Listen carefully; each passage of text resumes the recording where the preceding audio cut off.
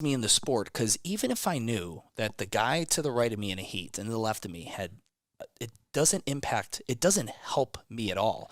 If the luck of the draw and the movements come in, I can say he might be going slower on those hang cleans because he's got that patellar tendonitis. But ultimately, if my capping capacity is a certain amount, do you think that really helps if a CrossFit Games athlete knows the physical limitation due to injury or specific site issues or stuff like that? Does that actually really help them in a one-to-one model? Because it's, okay, if I know Peyton Manning's shoulder's fucked up, I can okay, we're blitzing all goddamn fucking day. We're going to force him to throw this We're going to force him to throw to his bad side. Yeah, I think it can help. And here's why I think it can help. There's just confidence that they're going to generate. And if nothing else, a confident athlete is a better athlete. And if I believe Stu is not going to be able to hang because he's got this thing going on, I'm going to be more confident. And that's a benefit to me. So I can understand why other athletes wouldn't want anybody to know that they're dealing with any kind of an ailment, simply because I don't need that person to be more confident. It's not about, when I see, pick your Brooke slowing down on deadlifts, I know it's because she's dealing with this, so I'm going to push it. There's 9 other people at the same time. Like, who cares? So, but them knowing I have a little bit of an edge here that maybe they didn't have before, I think that's a good enough reason to keep things quiet. Does that lack of sharing information, do you think maybe skew the vision of what a lot of the layman, the average person in the gym who looks up at that profession and I want to be that?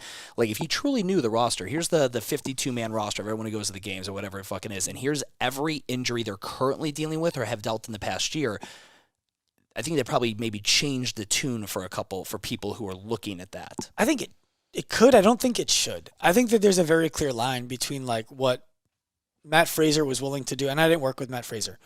What Matt Fraser, and I chose him on purpose because I didn't work with him and I don't want to, what Matt Fraser is prepared to do every day is not what you or I are prepared to do fitness-wise every day, or even the people who want to be competitive in CrossFit are prepared to do every day. So I think that there's an inherent element to sport that sport is not healthy. Sport is not a fitness modality. So if you're pursuing that, you need to be ready to take with that what comes, which is you're going to compete with an achy shoulder. You're going to compete with an achy knee. Your back is going to deal with some issues. And someone like Matt Fraser, I heard him on Rogan, wouldn't say, I had injuries. He also, I imagine if you asked him, wouldn't say, yeah, I felt 100% every time I competed. His goal is competition. The person who wants to be like Matt, if their goal is competition, has to be ready to deal with that. The person who wants to kind of be like Matt, I want to be like Mike, those commercials, they don't need to deal with that kind of stuff. The psyche of a highly competitive athlete, a Jordan, a Matt Fraser, an Armstrong, the amount of pain, whatever they're in injury-wise, physically, at a muscular, skeletal level, is nothing compared to the pain they're willing to go into to actually win. 100%. And that's the difference, right? Someone at the gym, I remember, this is right around 2014 when I really was like, okay, I got to separate myself from this thing. I'd have someone crying because they didn't do well in the open and they want to be a CrossFit athlete, but they'd be like, I don't know, my calf is just kind of hurting a little bit when I do these box jumps.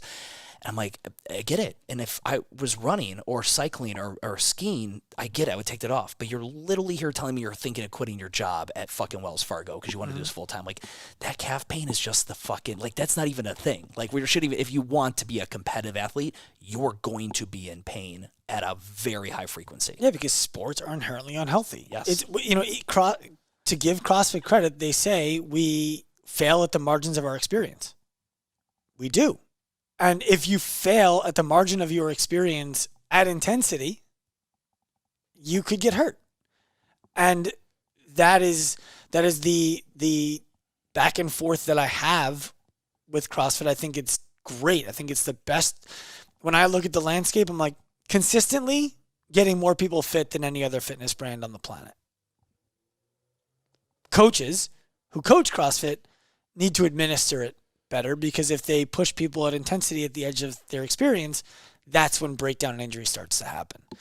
And I think athletes just know that. And they're like, that's what I'm looking for. I'm looking for where do I break down so I can understand exactly how far I can throttle before I break. Yeah, I think The everyday person, totally unnecessary.